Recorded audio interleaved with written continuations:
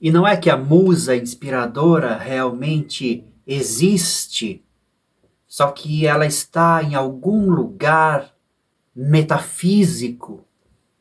Saudações, Leandro Zen! Bem-vindos ao Mantra Cultural. Papos além, papos além. Aconteceu certa vez de eu escrever uma poesia chamada Chuva em Pó, direto do início ao fim, num caderno antigo que eu tinha de letras, e eu deixei em cima da espelheira, que no caso era só um balcão sem espelho, que estava na frente da janela. E deixei ali, durante todo o dia. No dia seguinte, eu peguei aquele mesmo caderno, naquela página, coloquei sobre o teclado e comecei a colocar os acordes naquela longa poesia chamada Chuva em Pó. Acontece que as musas inspiradoras entram pela janela através do vento, do horizonte, do céu, e fluem através dos meus dedos. Transformam aquela coisa que não existe em algo que se manifesta. No caso, a poesia, a música. E algo me dizia, naqueles dias, essa era a verdadeira alegria de criar, essa conexão com coisas invisíveis, essa transmutação de energia, essa percepção de que a vida é maior do que parece. Não se preocupe com o mercado musical, o lance é esse, a magia é essa. Você não é dono daquilo que você cria, você é um portal. Essa é a magia. Tem até um livro que tem um nome de magia no título, Grande Magia, da Elizabeth Gilbert, uma escritora, artista inglesa. Ela diz nesse livro que as ideias são energias vivas que pairam no ar em uma determinada camada que cerca este planeta.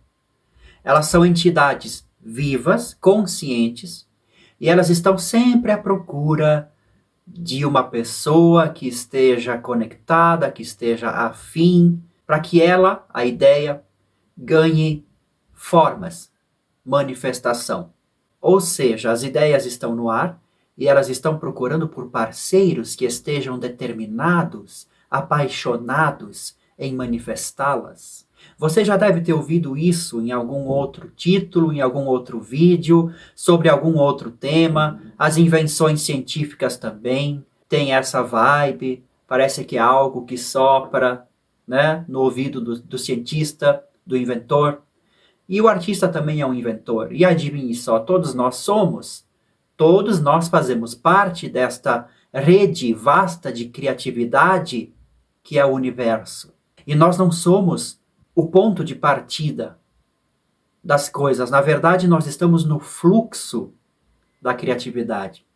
Houve uma grande mudança nessa percepção de criatividade, provavelmente na Idade Média, onde você deixou de ter um gênio para ser o gênio, né? Aquela coisa do ego, aquela coisa do humanismo, do ser humano como centro do universo, né? Olha só que interessante, ter um gênio. Isso toca o coração, né? Parece que toca uma coisa antiga dentro de nós. Ter um gênio, em vez de ser o gênio. Troca a vibe de tudo, né? Parece que dá um lance de magia mesmo, né? E olha só, se você investigar a fundo nos mitos, nas histórias antigas dos povos antigos, a gente vai encontrar muito sobre isso. Os vitrais das grandes catedrais, eles são feitos de caquinhos de vidro, mas o sublime que acontece naquela forma de arte é quando a luz do sol brilha nesses vitrais. Então, os artistas de vitrais diziam isso. A arte, quem faz acontecer é Deus, é o sol. Deus, sol. Meio pagão, né? Meio magia. Não vamos nos ater aos conceitos ideológicos, mas perceba que há um fluxo, né? O próprio Michelangelo, o escultor das pedras de mármore, ele dizia que ele tira o excesso de pedra, porque a imagem já está ali, ele já consegue ver, os gênios já conseguem soprar a imagem É só tirar o excesso de mármore.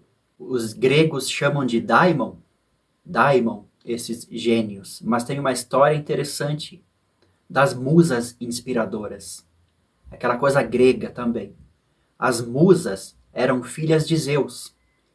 E elas têm a ver com memória. Eu não sei se elas eram filhas da memória ou se elas eram as próprias memórias de Zeus, alguma coisa assim. Nos dias de hoje, claro, isso até nos dias de hoje já se perdeu recentemente. Parece que não existe mais musa inspiradora, né? Mas enfim, a gente tomou conhecimento sobre a musa inspiradora, ser aquela mulher bonita, aquela mulher que você é apaixonado, que você se apaixona, em alguma viagem de ônibus, ou na rua, ou em qualquer lugar, e você começa a criar a partir daquela vibração que aconteceu. Então, a musa inspiradora se transformou em algo romântico, mas naquele tempo era além disso. E se você realmente já sentiu essa vibe de musa inspiradora profundamente, você vai perceber que não é algo apenas romântico ou erótico, que seja, mas é aquela coisa do vento na janela. Tem um livro meu, o primeiro livro que eu lancei, que eu chamo de Lia dos Anjos. Existe nesse título musas inspiradoras, ou o processo desta inspiração em forma de musas, em forma de memórias. Houve o despertar a partir de uma menina bonita que eu gostava? Sim, mas houve também dos anjos, ou seja, do céu, de algo que está além. Esta musa inspiradora, ela se manifestou através daquela personagem, e através de mim, e através desses sentimentos todos, mas era alguma coisa antiga que estava no ar, que está no ar, que tem vida eterna e infinita, e que apenas captou-se, como se nós fôssemos telhados e essa musa inspiradora fosse as goteiras.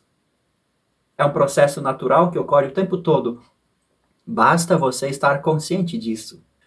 Outro escritor, o Steven Pressfield, em um livro chamado A Guerra da Arte, ele explica que este processo criativo, essas musas inspiradoras, esses gênios, eles podem ser atraídos se você tiver uma rotina de trabalho constante, se você se entregar ao ofício artístico, no caso, de verdade, com afinco, todos os dias, nas mesmas horas, na mesma rotina, na mesma vibe. Então esses gênios, essas musas, eles virão até você.